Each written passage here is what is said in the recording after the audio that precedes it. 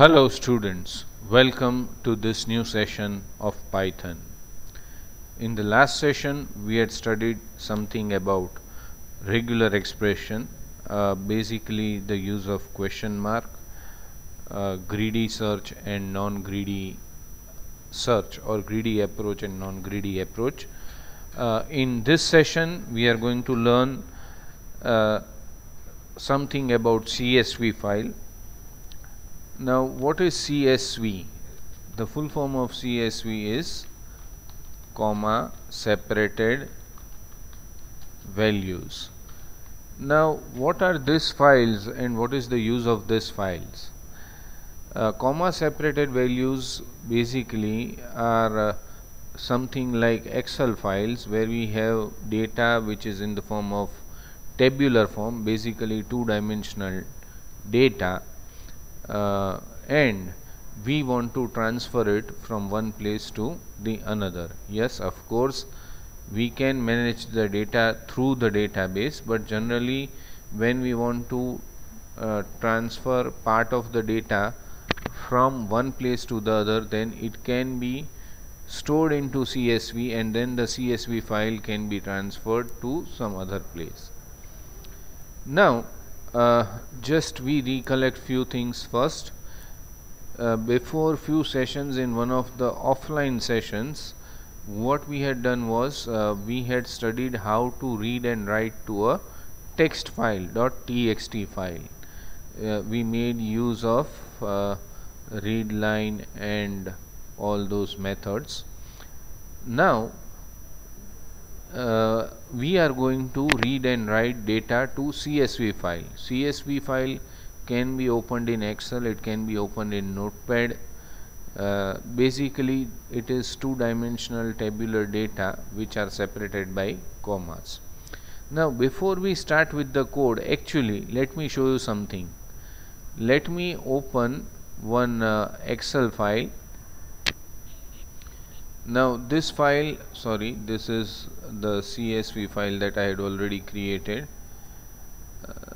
This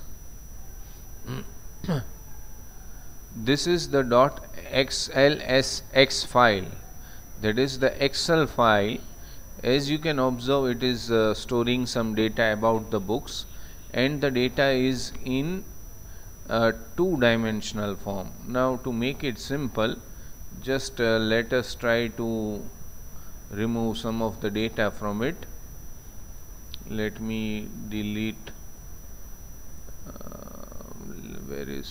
here is the delete option. The columns are deleted and we just keep few of the rows so that it becomes easier for us to identify how the file gets converted into the CSV form. Remember, all CSV files can be converted to Excel format and all Excel files can be converted to CSV format. So I am saving this as, say, browse documents. Where is my documents? Fine. And here I am giving the name temp file. Okay. Remember, this is stored as an Excel workbook, so I save it. Now you can see there are 1, 2, 3, 4, 5 and 6 columns and 4 rows. So now let me try to save it as CSV. Saving it as a CSV file is quite simple. Again I will go to browse, and here instead of saving it as an Excel workbook, there is an option of comma delimited, that is the extension of the file is .csv, and that is why the files are generally referred to as CSV file. So let me select this option. Of course, as you can observe, the file is being saved as a CSV file.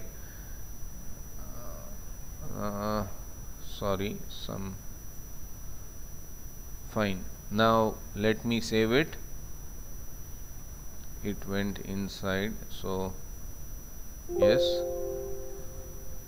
Now let me close this temp file. Probably you observed that on top the extension was CSV. Let me go to documents. If you can observe the two files over here on top, there is tempfile.xlx and tempfile.csv.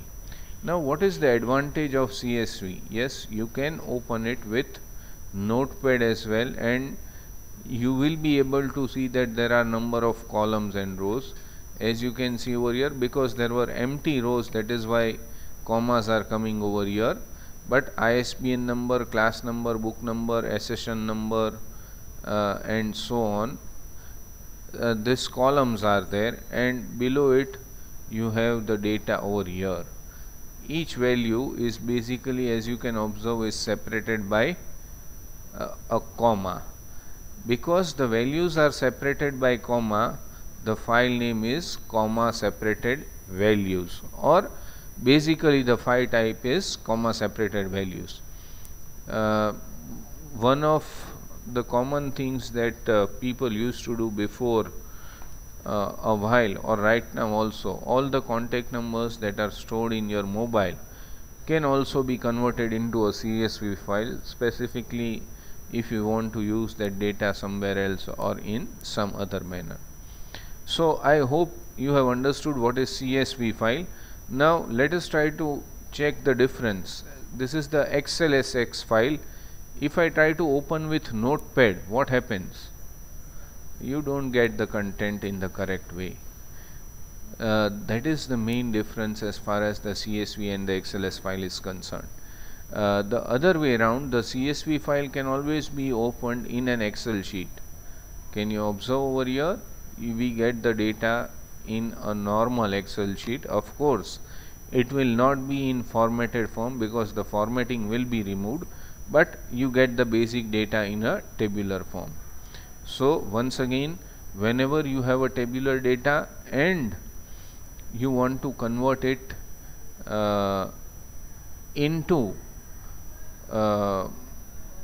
maybe file which can easily transport the data, then we need to make use of the CSV files. Basically what we want to do is, when we capture data from the user, it may be there in the list, it may be there in the tuple, and we finally want the data to be stored in Excel format. That is, we want to store the data in Excel sheet. So we don't directly store it in XLSX format, we try to convert it into CSV, and then we can open it through Excel. So now let's try to write a program for the same. Definitely I will save the file first.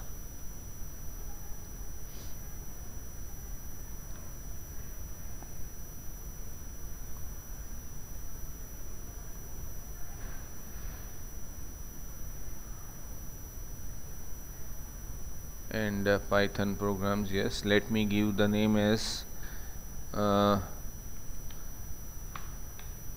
CSV read write. Fine, we save the file. Definitely, you know, I always start with the description of the program to demonstrate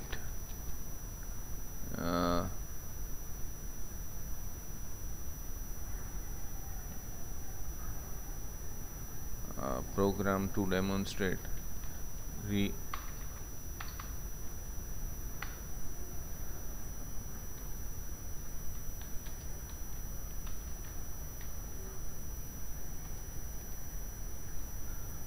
CSV methods, that is writing data to .csv file and reading data from .csv file. Fine.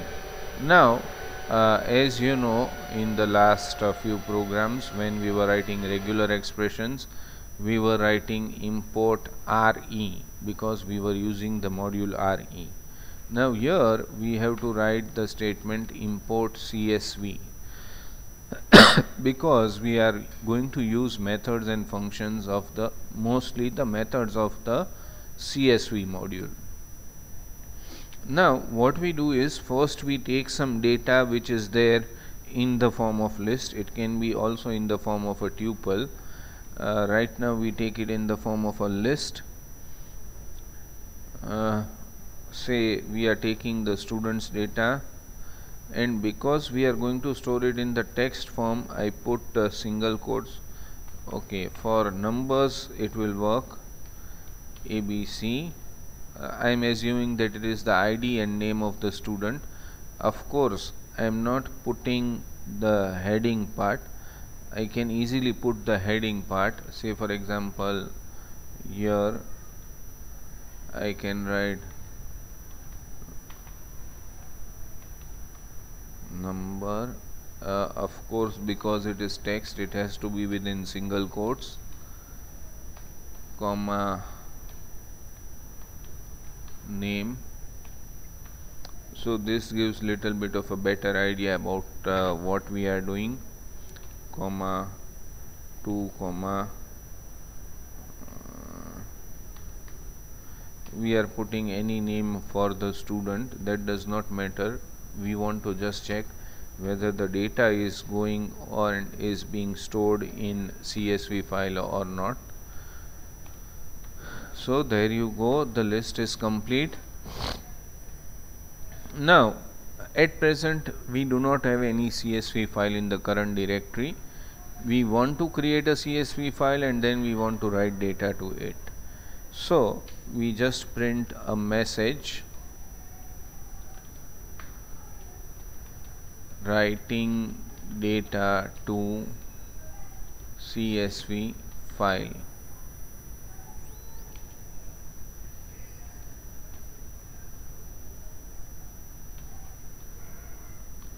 And just let us try to check how it goes.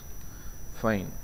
Now writing to a CSV file is generally something similar to what we were doing when we were writing data to a normal text file.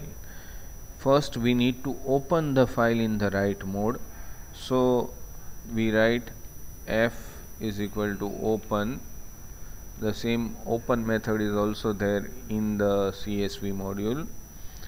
Say what we give name to the file,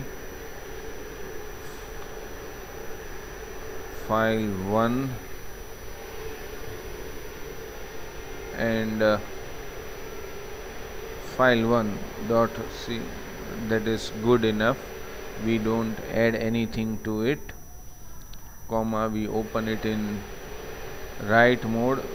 Small w should be there, and we have new line equals empty brackets. Why new line? Because after each row of record we want to store, we want to leave one line. That is why we are giving something like this. So now let us try to go ahead. What has happened is, we have opened a file for writing data and the pointer is f. Now w is equal to CSV dot writer f. We are taking one more pointer. Basically the pointers are over here in two layers. There can be a single layer or there can be a double layer pointer. So w is equal to CSV dot writer f. That is we are passing the pointer through the writer method of the CSV module to w. So now at the location that w is pointing to, we can write the data. Because the data is stored in the list, because I want to store every element of the list, this must be stored as one row or row heading, this must be stored as second row, this must be stored as third row, this must be stored as fourth row. In fact fourth row, but the record will be third. So since multiple rows are there, I need to use a for loop to write data or to access elements of the list one by one. So I use a variable for I in data. What I want to do, I want to write the contents to the file. So w is the pointer, w dot. Now one more method, write row, which we have to take, and I will pass the parameter as I, because I has the first element of the list. At the same time, whatever we are transferring to the file, I am writing it as print I, because so that this is just for our purpose, that is we come to know that what is being written from the list to the file. So that is it, just a short code, and I will have to close the file, f dot close. That means after opening we have two pointers, first to the file, then within the file where we are going to write the record. Two methods, in fact 4 methods we have learned. Open and close are common, which we had learned earlier. There are new two, writer and write row. Writer is basically indicating that we want to write the data. Now once the data is written, what I want to do is I want to read the data from the file. So yes, I am copying this, but I am going to change something over here. Now I will write reading data, instead of to, it will be from CSV file. Okay. Now again, when I want to read data, I will have to open the file. So f is equal to open. Again I will use the same file name.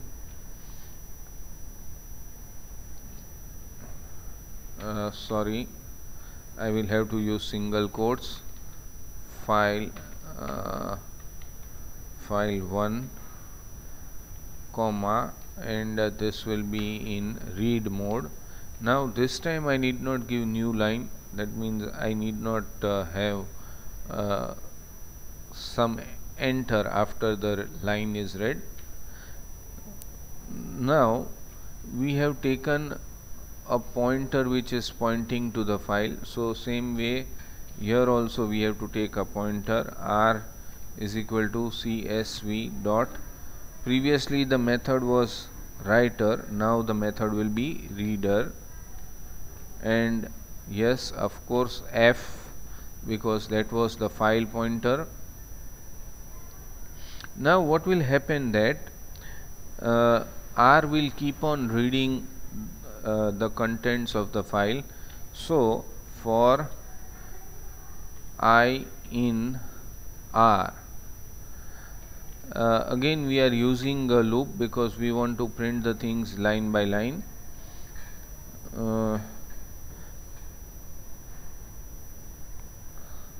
We will try to print the value of I, that is what is being fetched from the file, and finally definitely of course f dot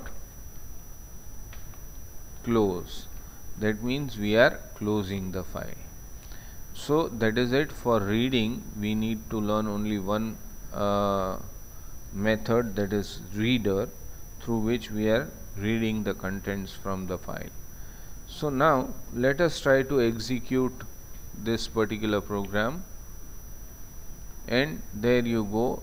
As you can see, the things are done. First the contents are written, then the contents are brought, but we need to check whether the CSV file was created or not. So we try to check at the location where we created the program, Python programs. Do we have? Yes, but why this file is like this? Because we had not used the extension specifically. So what we need to do, definitely I can open the file, but we make some change over here. Dot CSV, which is always a better one. Definitely I can open it with a notepad and we can get the contents, but this is always a good practice. So once again, now let us try to check. Let me try to refresh the data, and there you go, you have file 1.csv, and if you try to check it over here, comma separated value files. Okay, now let me try to open this.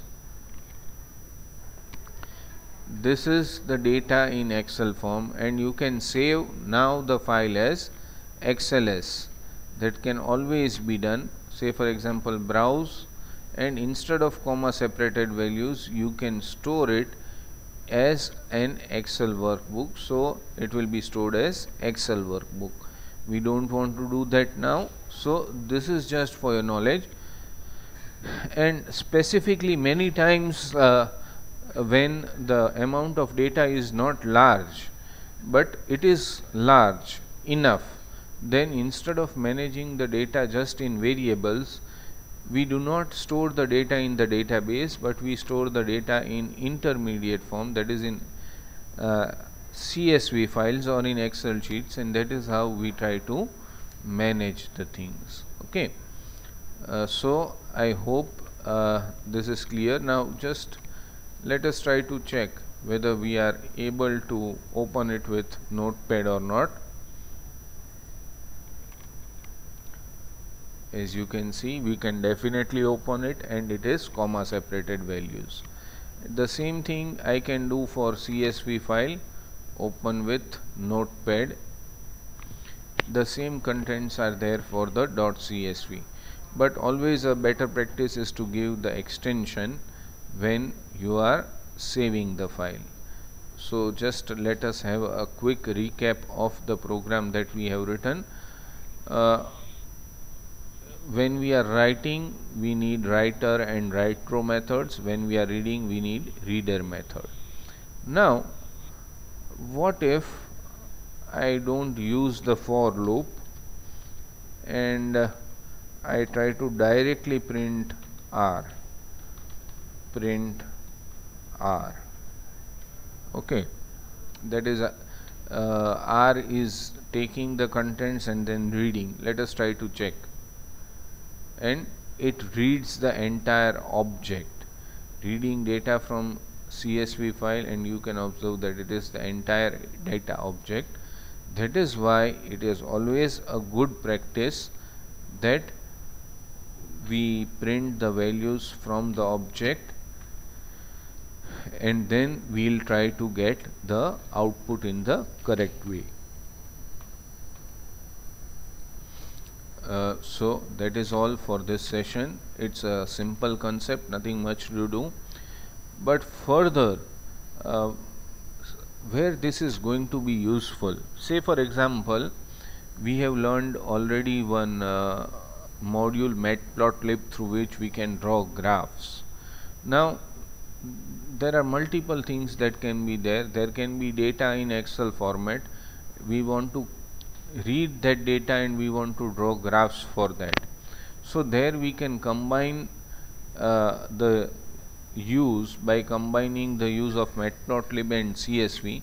We can read the data from CSV, and using matplotlib we can draw graphs. Of course in Excel also it is easy to prepare graphs, but certain times we need the graphs in a specific manner which cannot be completed using the Excel. Then always this matplotlib and CSV is going to be useful. When we fetch data from the web sometimes, which we are going to do later on, web scraping, then at that time also sometimes we may require to store the data in a CSV file instead of simply a text file. So there is where the use of CSV, matplotlib and other modules are going to be useful.